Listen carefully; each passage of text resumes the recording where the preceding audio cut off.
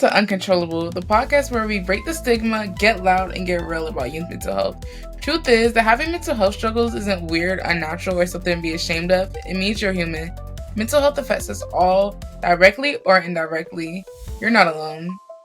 We're here to remind you that some things in life are out of your control, and that's okay. Sometimes you just have to embrace the chaos. Mental health doesn't have to be scary or heavy all the time. It can also be a very fun and relatable topic. This podcast is packed with stories, tools, and fresh ways to handle all the stuff that feels, well, uncontrollable.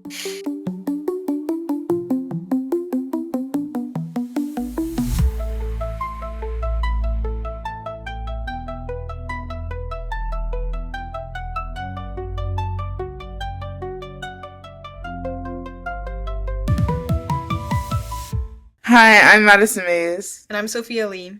Brought to you by Cloudcast Media. Our goal is to eliminate the mystery and myths regarding youth mental health and to answer your most intriguing questions. So let's have some fun and explore the uncontrollable. My name is Quyen. I've been a music teacher for about 25 years now.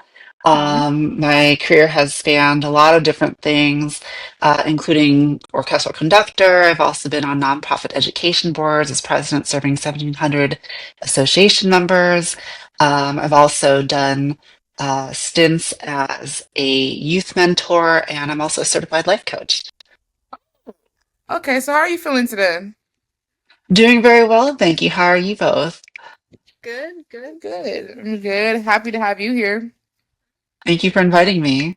Where would you like to start the question? As we're talking about music, kind of, and we just talked with the Saluna app about how journalism and self-expression can really help people deal with their emotions. How do you think self-expression can be powerful in regulating sort of how you feel? Yeah, self-expression. So it's interesting when I think of the word expression, I think about the difference between expression and communication. And I think that when we talk about communication, it's the things which we have a framework to communicate and to express, like, what do you want for dinner? What's your favorite food? That sort of stuff. I think expression falls under the realm of stuff that's really difficult for us to have a framework, like grief, what it feels like to have anxiety, what it feels like to consider your own mortality, things of that nature that are a little bit less like, here's this cut and dry answer, and I have all these experiences in which to define it. And expression for me is, how do we put a language or a style to something which is really hard to literally express? Try not to use the word expression in my explanation, but that's the problem, is that it's hard to have those conversations, hard to have those feelings, and be able to communicate from one human being to another. So I think self-expression is everything. It allows for an outlet, for a more healthy way to process your emotions, your feelings. It connects human beings. I mean, it's just everything. I think as a musician and as someone who teaches music, we're often dealing with stuff that doesn't have words, but definitely has emotions, right? You have a piece that might be like full of anger and angst, and it allows you to feel, whether it's the composer, whether it's, your own experiences with those emotions, how to communicate that and how to actually respect that in yourself too. I don't know if that answers your question. No, it definitely does. And sort of like how expression helps you communicate to the people in your life who can help you, because you're learning how to define what you're feeling through music or through this sport or something else, and then maybe you'll be better doing it in the real world with other people. Absolutely. So we know like a lot of hobbies take up a lot of time, including your classical music, right? It takes time, dedication, and responsibility. Do you think like what you do, like you doing these hobbies, this classical music, any other hobby you may do you think it gives you like it can give students a sense of accomplishment and like capability or purpose? Or how has it given you that?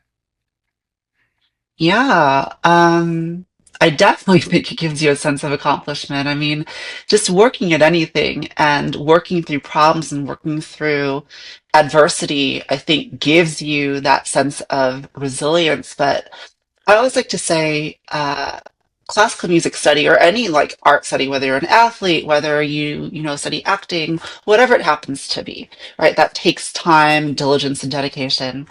Is you're really building something that psychologists call self-efficacy. And self-efficacy is different than self-confidence because I think that self-confidence is this idea that you have a blind faith in your ability to just do things. Like, for example, if you said, "Hey, Quinn, can you uh I don't know, set this floor like a carpenter." I'm like, "Yeah, I'll give it my best shot." Like I could probably do that when I have really no basis for saying yes to that at all, right? So it's like an old college try. But self-efficacy is the idea that you have past successes to lean on, that you have a history of those things. So I think with music, like I look at like a beginner violinist, for example, and it's like they're learning Twinkle, Twinkle, Little Star. And then they learn it, right? They go through all the trials and tribulations of applying themselves. And then they get a harder piece because that's how music education works. You just get tasked the next hardest thing. And once you complete that, you feel like 2 seconds of accomplishment. And then you get another harder thing. Oh, I think it teaches people is that, wow, well, if I was able to get through the last thing, and this is a little bit harder, because I have physical proof that this actually worked and I was able to work through that process, I think I have some self-efficacy or some confidence in to work into the next process. So I definitely think that any type of discipline study gives you that self-efficacy over time. And then do you also think that, because I know that classical violin from experience can be very very difficult, that once students start developing this sense of confidence in, oh, I can do hard things, I've done so many hard things already, do you think that translates to real life, where if they start experiencing a challenge maybe later on, they can go, okay, this is really hard right now, but I know that I can do it, I know that I can do hard things. Yeah, absolutely. So I would say that boils down to, whether you're a musician, whether you're an athlete, whether, you're just studying all day at math, whatever it happens to be, that you develop habits, you develop a process, you develop a framework for how to look at a challenging or difficult situation and say, okay, what was step one? Like, if you think about something that you succeeded at, you look back and you can retrospectively go through that process. Like, okay, I had this thing, it felt super anxiety producing. I didn't really want to do it, but what did step one look like? And then when I got through that, what did I do next? And then once I got through that, what did I do next? And, it's trying to essentially like take the next right step all the time. And I think that that definitely translates to real life because if I'm able to say, okay, I can handle this hard situation, if it's a situation that has nothing to do with it, like for example, like going back to the floor carpentry example, I may not know what I'm doing as a carpenter. I really don't, right? But I go, okay, this is literally like violin. If I can do this, there has to be a step one somewhere. Like there has to be. It's not like real carpenters don't have their own step one. So if I can see that from my own violin playing or from whatever hobby I decide to invest myself in, I know that there must be one here. All I have to do is have the patience and the time and the problem solving skill to find what that step one was. I don't know if that makes sense, but it definitely makes sense to me. Finding a process to do things even if you don't know what it is yet. That sounds a lot less anxiety producing than just flailing around and hoping that you get better. Right. So would you say like classical, like what would you define some of your passions as? Oh, my personal passions outside of Yeah, like is music? it yeah, no, like is it music or like yeah, maybe your personal passions like hobby wise or what you like to do? Oh yeah. Okay. So my personal passions outside of music, I like weightlifting. It's been a new journey for me, but it's really fun to kind of get into the gym and increase your weight like 2.5 or 5 pounds each week, or sometimes not. I love cooking. I love food science and experimenting with different flavor combinations and things of that nature. Mhm. Um, I recently started picking up pickleball. I'm taking pickleball lessons. I'm like super bad at it, but it's really fun. So so how do you believe like everyone could benefit from kind of doing what you're doing, exploring or figure out their own thing? Like how can people really benefit from it or why should they do it? Yeah. Okay. So like this is a big thing. So in my realm, which is education, we talk a lot about fixed mindset versus growth mindset, right? And so the classic study of fixed versus growth mindset came from kids who were taking a math test. So they split up these kids into group A and group B. And they gave all these kids the same math test. And then they decided preemptively that they're going to tell group A a certain thing that was different than group B. And so what they said is group A, we're going to tell them, wow, you are so good at math. Like you're so smart. You're like a gifted mathematician. Right. And the group B, they're like, ah, nice try. That was a valiant effort. A good try though, right? And then they decided after giving them the feedback that they would give them the choice of doing a math test that was of the same exact difficulty as the one they just took, or a math test that was much harder, but with the caveat that they would learn a lot more from doing it. So I'm curious, what do you guys think happened for the people who are told, wow, you're so smart, you're so good? Did they want to take the math test that was harder and they learn a lot more from it, or did they want to do the one that was same difficulty? Hobbies. People probably would want to maybe same. Yeah, it's interesting because you'd think that if I was so great, like I'd want to do something that would challenge me more. And it was actually, you're right. It was the exact opposite. People who were praised wanted to just keep doing the same thing. And what they found out is that these people then were trained essentially to be fixed mindset people. So the idea behind fixed mindset is that you have a certain reputation, you have a certain estimation of your abilities, and you want to make sure that no one becomes the wiser and they start to say, oh, actually, you know what? You weren't as smart as I thought you were, right? That kind of goes hand in hand with imposter syndrome. That when we actually experience a lot of praise, that we actually sometimes feel like, okay, well, I better make sure that I don't disappoint these people. And so, what fixed mindset is associated with is less risk taking, more deciding to play it safe, and not pushing your boundaries. Whereas that's second group that was told, "Hey, nice try, but it was good effort, right? But you're not really a star player." They're like, "Ah, what do I got to lose? All I have to do is, take this other math test. I'm still probably gonna be just as bad as I just was, But like, but I'll learn more." right, so like, why might as well give it a shot. Might as well give it a shot. Exactly. And so, what we associate the growth mindset group is with experimentation and trying new things and new strategies, and that failure is okay. And failure is part of the process. And there's not a reputation or an identity to uphold. And so, when you ask me, what is the benefit of having hobbies? Um, and what does it do for someone? It really goes back to the idea that when you have something that you're like I said, like pickleball, I'm like literally terrible. It's so bad.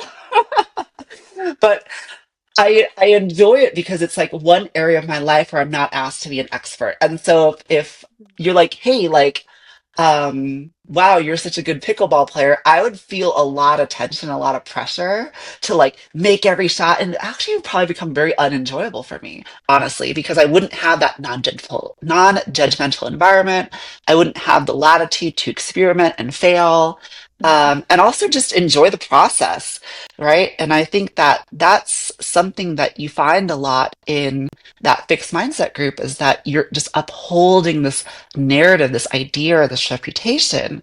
And that leads you to feeling stuck. It leads you to feeling like you have so much pressure and you have to perform. And I think that leads to a lot of anxiety. So just like kind of unfixing your mind, just to be able to just to do whatever. That's what I like about hobbies. Cause I was even trying to pick up knitting with my friend, and like Oh. yeah, cause I used to do it a while ago, but it was like a bunch of focus or like even helping her with puzzles. And I feel like that's the kind of the beauty of it, being able to fail. And I feel like it really helps the Mm-hmm. mind. Like I feel like it kind of brings more joy to your mind with being so open, ready, so open to learn, and like kind of Yeah. developing those new skill sets. Uh-huh. I feel like it can really just make like help overall better your life. Yeah. And like not being afraid to fail, I feel like too, then the way you start to live your life, you take more chances, you have more fun, and there's True. like less pressure. Because if you can't even fail in your mind, if failure isn't a big deal, then like you'd probably be happier half the Right. I time. feel like everyone's so afraid of, or I'm not even, even myself, like with certain things, I'd Mm-hmm. be afraid of Yeah. failure. My parents always try to remind, like, it's okay to make mistakes. Like, that's just a part of life. Mm-hmm. Yeah. Yeah. I'd even go so further and say it's not even just a part of life. I would actually replace the word failure with learning because I always like to tell my students, like, what did you ever learn from doing something right the first time? If you're doing it right the first time, you've already learned it, right? Past tense. But if you're allowing yourself to experiment, to take risks, to I don't know. We need to come up with a better word than fail, right? Maybe we'll just say learn, like Right. allowing yourself to learn, right? It's just fun. And yeah. Because I feel like failure is such like a scare, like a harsh word to, like, oh, you failed that test. Yeah. So like, I kind of like your take on it. Like, take it as a learning opportunity. Because, like, what Edison said, like, didn't that one reporter asked him, like, do you feel bad knowing that it took you failed like 1,999 times before you made the light bulb? And he's like, no, I just learned how to not make a light bulb 1,999 times. So yeah, that's cool, like changing your mindset. Um, Can Very get more, interesting. really work on that, or even like trying to find like stuff people are passionate about. Wait, so do you think everyone? Would you say everyone has a passion, like being a life coach, all that, or they just like have to look for it? Oh, that's a really good question. God, passion is such a loaded word, I feel. Um, I don't know. Okay. So I think people are passionate about stuff that they're good at, first of all. And I would actually maybe even further define what good at means. And I would say that when you spend time, when you spend energy, when you spend your resources, and it happens to be effective, that's what being good at something feels like. It's fun. It feels like an effective action, right? If you said, "Hey, like spend 10,000 hours doing this thing," and I like literally did not get better, like saw no real progress out of that, one, that would definitely not be fun. I would definitely not be considered good at it, and I definitely wouldn't develop any passion from it, right? Um, I guess I would shoot that question back to you. Like, if you think about, like, what are you both passionate about? Is it something that is just like it was like this God-given thing that like you were born to do, whatever? Or is it just like, wow, like this is something that I put energy, time, resources into. And I felt that that spending of that energy, time, resources was effective. And therefore, I got enjoyment out of it. And therefore, it gave me the motivation to keep going and pursuing those things. It is kind of hard to define because when people ask me that, right? Or like kind of like even when we were graduating high school or going into majors, everyone's always like, "What you're passionate about? What you're passionate about?" They But I are. feel like that's so hard to ask because like basically saying, "Oh, this is my passion and I need to go into life for it."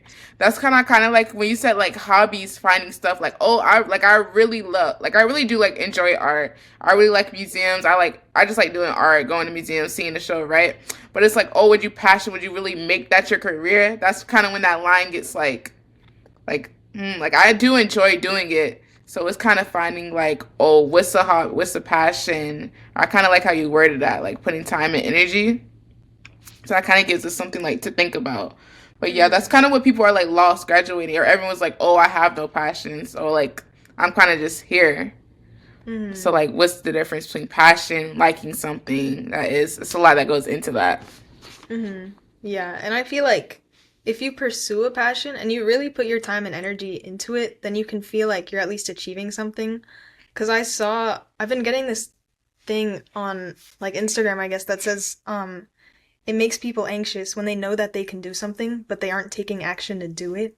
Like if you really believe in yourself, but you aren't doing anything to get there yet, I feel like with a passion, you can believe in yourself and do it and really make progress. And you can say, oh, look, I'm succeeding in at least this one area of my life.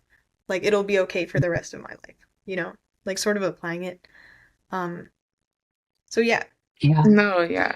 I agree with that too. Kind of just trying to build that, even like the hobbies or Hmm. just finding stuff that you really enjoy can Yeah. like overall take somebody into more positive So, things. yeah. I mean, do you think that we could all benefit from finding something to do that we are passionate about? And what would those benefits really look like?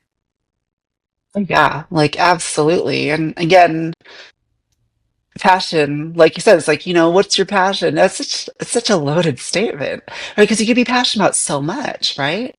And I feel like that passion, we link it to that motivation, just like it's self-propelling and whatnot. And to go back to what you're saying about that Instagram post about anxiety and being like, I can do this, but I don't do this, and I am not taking that action towards it, but I could.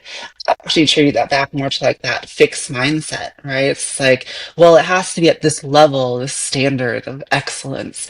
And if it's not at that, then why am I going to take the time and energy and resource to go do that? And is it even really going to be worth my time or anyone else's, or it's going to fall short? And there's all these structures around it. So I think that's more of a mindset thing. But yeah, I think that everyone can benefit from having a passion.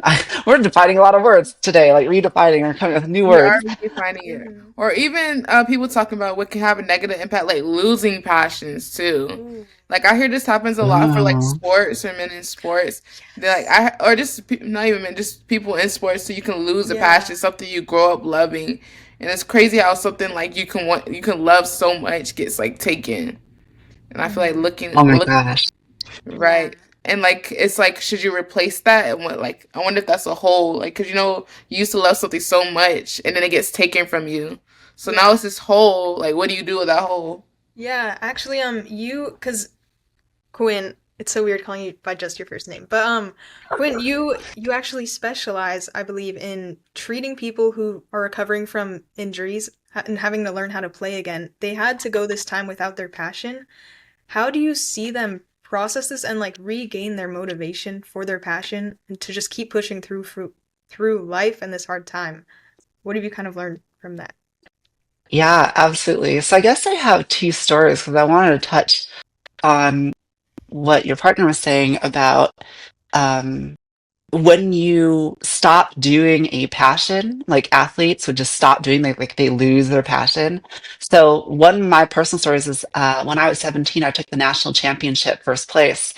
And there was a time when I was like, okay, I like did the thing. And then I was like, okay, so where do you go from here? Do I just like keep trying to win this thing?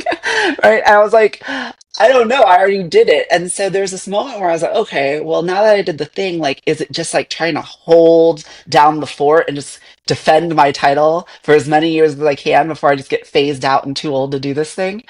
And I would say that there's a little bit of like, quote unquote passion loss in that moment for me because I felt like, okay, now my actions are not generative. They're not generating more curiosity. They're not generating more experimentation and more fun and more options for me. It's almost like now I'm the good kid at math, right? And like I just got to be like this little math brainiac. And like if I don't do it, then I was just like this charlatan this whole time. So, but I think the other thing is like being injured, like what you were saying, Sophia. So yeah, I do work with a lot of musicians who, after so many years of playing, their bodies literally just give up. And they've invested like, gosh, sometimes 20, 30, 40 years into the profession. And like your body just can't do it. I had the same thing myself where I literally was unable to play and had to reteach my body how to play. And I would say, one, it is a crushing experience of identity and narrative.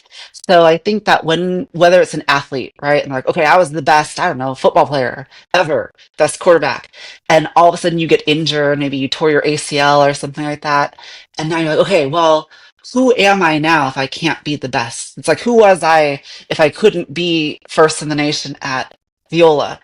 You have to kind of be able to have the curiosity to reinvent yourself and refine and recontextualize what that meaning means for you. And I think that's a constant process. I don't think you can actually keep the same identity for very long, actually. Think about it from a cellular level. Like we have completely new cells of every single organ every 7 years. That's why your allergies change every 7 years, by the way.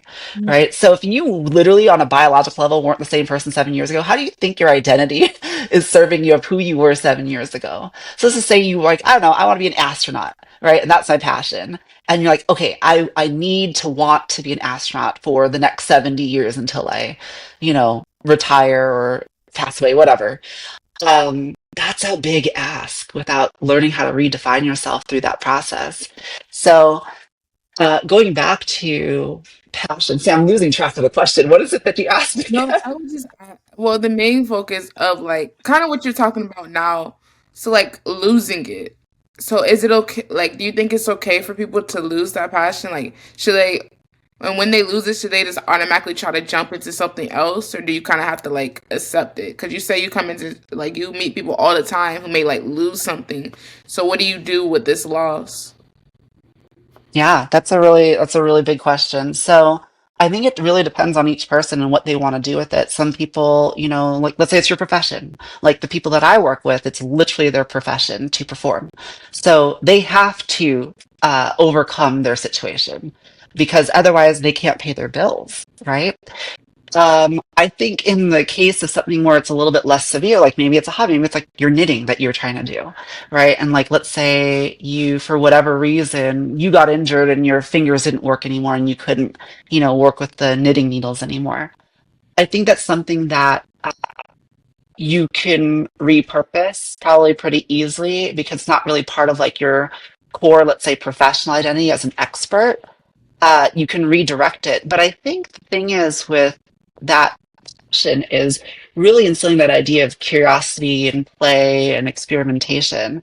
And whether you're a person who is injured and it's your profession, it's trying to re-invoke that idea that, hey, like, you don't have to do things the way that you were doing them. Obviously, if you're injured, the way that you were doing them, not so great. That's why you're here, right?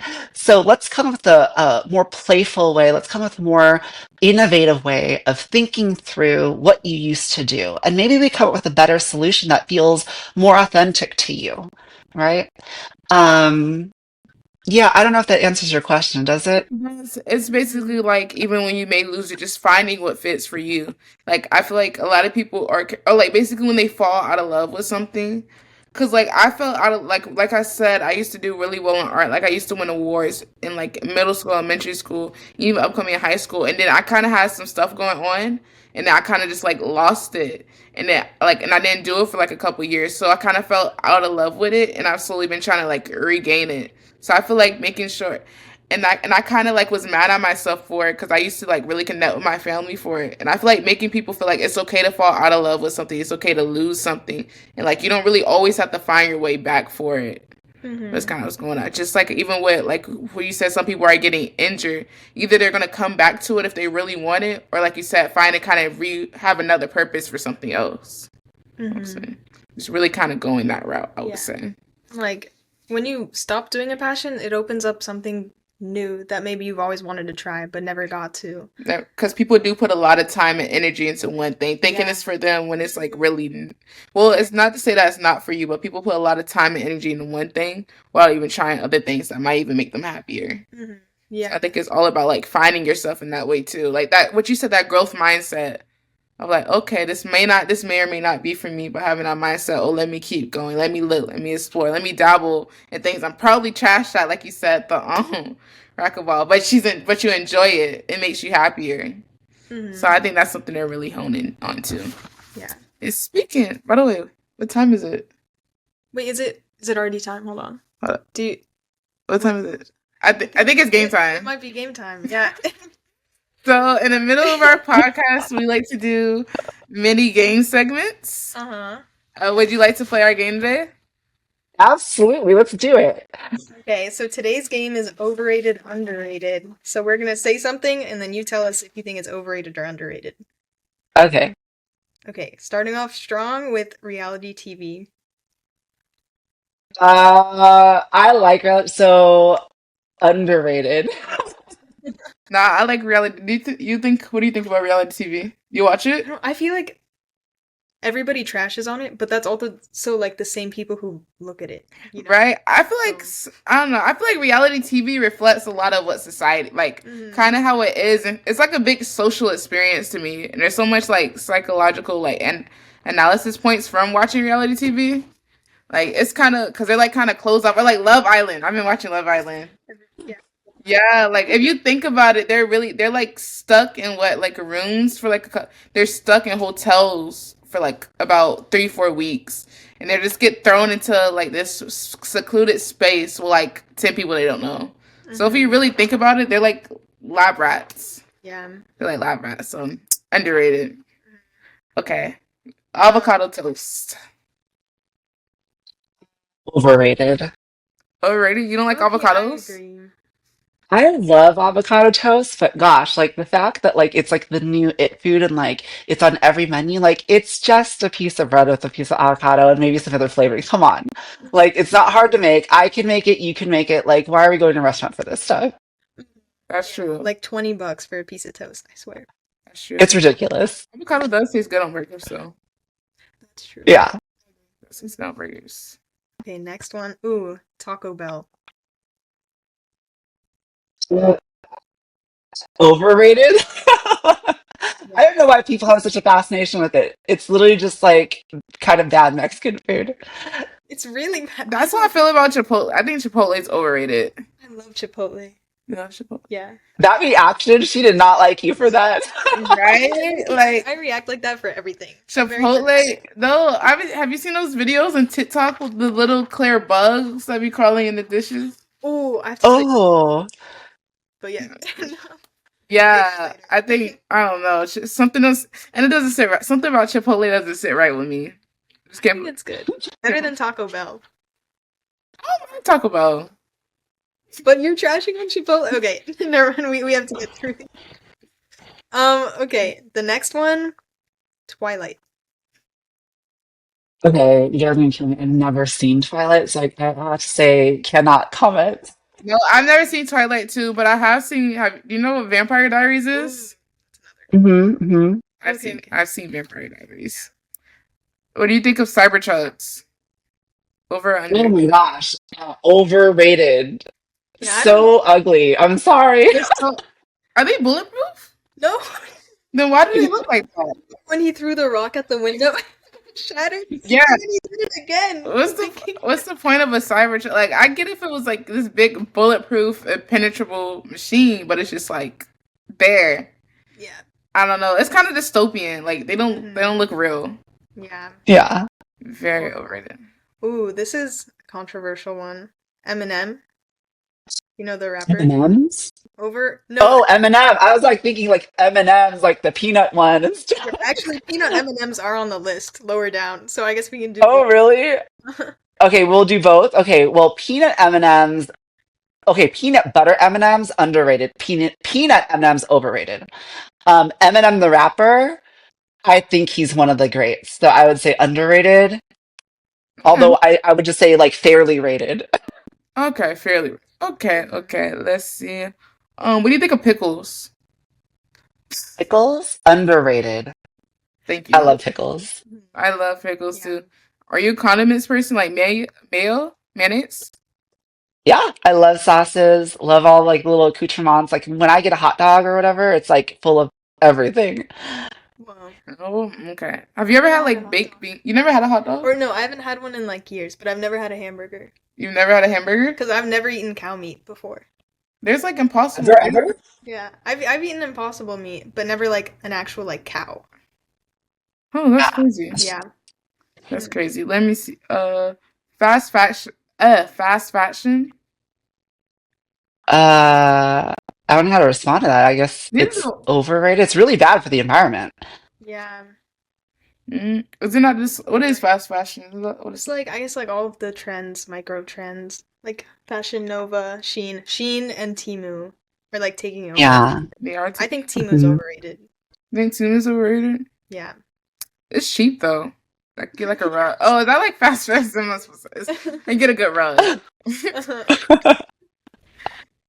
Are there any more? um, staying in. Wait, going out partying. Overrated. I'd rather stay in. You rather stay in, Really? I like going. Hmm. even if it's like not even Yeah. party, even if it's like a venturing. Oh no, I'd rather stay in. But okay, I have a question though, because you're like, I'd rather go out. Is it because you're normally in all the time? Oh. That's yeah. I feel like I could go out more. Like I go out a decent amount. Like you know how some teenagers are like out, like they're always out. Mhm. I feel like I don't. Yeah, I don't feel like I go out as much as I want to. So Mhm. maybe Yeah. I do want to go out more. Like I go out, but not as much as I would like Mhm. So maybe that's why. It's always fun It's when we go always, out, I but think. it is fun to go out because. Mhm. But have you already had like you've done all that? Yeah, were you a I've partier? done a lot of stuff. I'm old. So, Oh, so you already had. So yeah. So now it's like staying, staying, yeah. It's like enjoying. after a day of work, you just kind of want to just like chill out, you know? Oh, I see, I see. Okay. Well, I think that's a good Yeah. way to end our mini game segment. I hope you enjoyed our little game. But that was so fun. Thank you. Okay. We'll just have a couple more questions for you. Oh, Sure. babe. Anyways, yes. We kind of want to talk about like nature too. So like we're kind of like going on like just the like hobbies, activities, doing stuff. Like the importance. Do you like to go out? Oh, you say you like to stay in, but do you think like it's important to like go outside once? It kind of just like take a like relax, reconnect with nature. So yeah, absolutely. I think that one of the things that nature gives you is perspective, right? So let's just say I'm just like in my world and, inundated with all sorts of stresses and worries and whatnot. It's like when you get out in nature and you actually like feel like, wow, like the world is going on and I am a part of it, but I'm a small part of it. All those little micro like aggressions that life takes out on you just seem to kind of disappear. So I think it gives you a lot of perspective. It's like, okay, like in the grand scheme of things, like my avocado toast that wasn't that great and I had to send back does not matter. That's true. So kind of like a little like humbling, just like humbly being humbled. Yeah. Yeah. That's good. Yeah. I feel like especially in this like digital age too. I was talking about it in the past episode too. Like sometimes it just helps to go outside, just touch the grass, like you're Mhm. really in the Yes. mood. Or like kind of like I be doing this sometimes too. Like I had a friend and she was like, "Yeah, like we should just go sit." And I was like, "Sit? Like you're in the sit in the middle?" She's like, "And kind of like just pay attention to what's going around you, because in a way, you kind of realize how many things we like low key avoid, and like we get so like locked into our mind and what's going on around us." That we like kind of we avoid things like we don't even pay Mhm. attention because you know what I heard like kind of when you dream of like sometimes I have faces not faces it sounds weird but like I'll have a dream right and it's someone I've never spoken to or seen before and then I read Yeah. somewhere like those people you don't know are just people you actually seen in your peripheral vision you just like haven't really paid them no mind. I've seen that somewhere Mm. and that's kind of a cool way to think about it like how we get so lost in our own mind we don't actually like we don't really pay attention to what other people have going around. And I think that's where a lot of other issues like self-esteem issues and other stuff can go around. We're like so centered on us, but everyone's their own little life. Uh-huh. And like kind of going off that, like sometimes we get like I know this is kind of true for a lot of kids in California. You might tell them another state on the East Coast and they're like, people live other places but California. No, And yeah. like the same with America too. And like I think I started playing this geography game where you name all the countries in the world like as fast as you can. And I never felt more like connected, I guess, like to the rest of the world and like outside of myself when I was playing that game because I would look up all these like different capitals in all of the world. Like, bro, tell us why our capital is so ugly. Like that actually makes me mad. But No, but no, like yeah, just thinking about all these other people and like stepping outside of yourself and out of stepping outside California. of yourself, which is like hard. So yeah, I be thinking about like, dang, there's really so much going on we don't even. So that's why like sitting outside, just looking around, like, oh, this is air. Like we actually there's wind blowing around. Like there's grass. The grass move. The grass moves. No, because you don't even think No, about it. It's that's so true. No. you don't even think about. It. So really come into that, Yeah. and we could also talk about because you said you're a life coach, like because we were just talking about like what do you think about the importance of sleeping and exercising? How do you think that affects your mental health? No, it's everything. It's literally everything. I mean, sleep, of course, one, it helps with memory. Like your REM sleep cycles are where your short-term memory transfer to your long-term memory. So just that alone, you just really need sleep and you need full cycles. It helps with emotional regulation. It helps with your ability to absorb stress and anxiety. It helps with your willpower reserves. I mean, like everything that you do, every decision that you make, every thought that you have is literally powered by your rest cycle. And if you don't prioritize it, it makes you less able to deal with the rigors of life, period. And just in terms of exercise, yeah, like you think about how many endorphins, how it lowers cortisol, how it helps you deal with anxiety and again, mood regulation, insulin resistance, all those things are affected by your exercise ability. Plus, think about it, like your brain is powered by the oxygen that pumps through your blood, and that blood is pumped through, of course, a heightened heart rate. So, you just become more clear, more present, more able to tackle everything. And when you don't have those two things, you are literally like a phone that has like 7% battery and you're just like hoping it lasts throughout the next day. Like you can't do it. And even if you did, like you're trying to operate on such a low frequency where you're like try not to use that phone. So it's like as you see it click from 7% battery to 6% battery, you're like, dang, I need to reserve more. So you're actually engaging a lot less. So yeah, exercise and sleep, I think are pinnacles to mental health. Absolutely. And performance. Yeah. And another thing, because I was kind of talk about like stuff that helps the brain, kind of what you're talking about, like memory, like kind of helps the brain work. That always has us thinking. Because I feel like sometimes we get caught up with watching movies, watching TV, kind of just like not using our brains, right? And then I remember I was talking with my grandma, my great grandma. She's like 86, right? And she's like still perfectly fine. She still cooks, she still drives, and she does all that, right?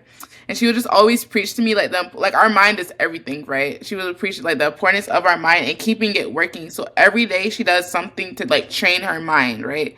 Like with she does like a crossword puzzle. She'll play like crossword puzzle, and she taught me how to play solitaire. And she would like really preach that. And I remember I was looking up something like how really having your brain working challenges for your brain, critical thinking, like it can help with like what's it called? Like Alzheimer's? Alzheimer's, Right? amnesia, dementia, right? Dementia. Stuff that keeps your mind Yeah. moving. So like that's like even like doing wordles or like even reading stuff that really helps challenges your mind to think. Because that's why I said we get caught up in like our own things, and sometimes I'm like, dang, I really haven't even thought today. I'll like binge watch the show for the past 5 hours. No, I be getting scared. I'm like, oh, I just lost the brain cell. They be like, my brain cells be disappearing. So that's where I'm like really using your brain too, like the crosswords and all that too, really helps a lot. Mm-hmm. So I'm trying to get it Yeah. over and trying to get it going. Yeah. So, do you have anything more to ask? Any last thoughts, Quinn? No, I think that what you both are doing is like so needed for young people because these are the people that are least likely to have the tools and are looking to other people who have gone before to give them some type of insight or guidance. But at the end of the day, you're going to do it how you feel is respectful and authentic of you. And so having all the information and tools available to you is so, so important. So thank you for doing what you're doing. Of course. I'm so happy you could come on to give us some more about like just personal like hobbies, activities in your personal space. It's like mental health, a lot of people think it can only be one thing. Right, but there's so much that goes like it's daily stuff we do every day, like training the mind. Sleep, friends. Yeah, like you can work on your mental health no matter where you are in your mind. I'm glad you gave us that other perspective. So thank you. So much. So once again, I'm Madison Mays. And I'm Sophia Lee. Brought to you by Cloudcast Media. Today we talked about activities and mental health overall with Quyen Nguyen.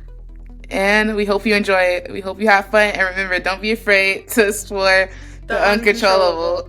Thank you so much. Thank you, Quinn. This was fun.